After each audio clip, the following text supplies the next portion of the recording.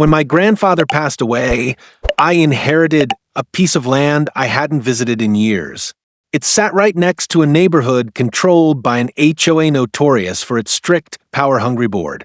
Leading the charge was Karen, a woman who lived to nitpick every detail of her neighbors' lives. She fined people for having the wrong shade of curtains, lectured them about trash bins being out 5 minutes too early, and even left threatening notes if kids chalked on the sidewalks. To her, control wasn't a responsibility, it was her identity.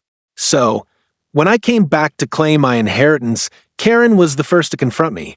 She marched up, clipboard in hand, and immediately started listing all the rules I'd have to follow if I planned to move into her neighborhood. She didn't ask who I was, and she certainly didn't expect that the land she thought she ruled actually belonged to me now.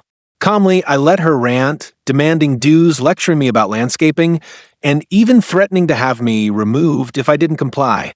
Then I handed her the deed. The property line she'd been enforcing so smugly, it extended farther than she realized.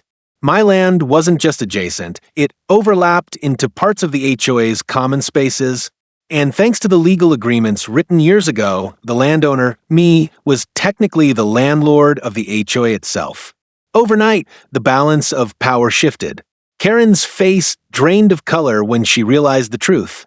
The very man she had tried to bully was the one person she couldn't touch, and worse, the one person who could now tell her what to do.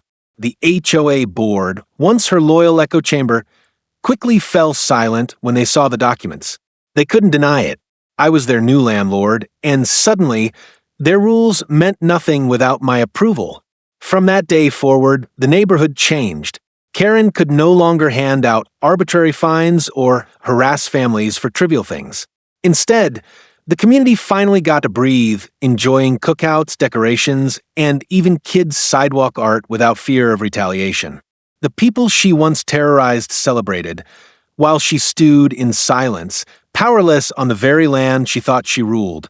What Karen never understood is that power based on fear always crumbles when confronted by truth and ownership.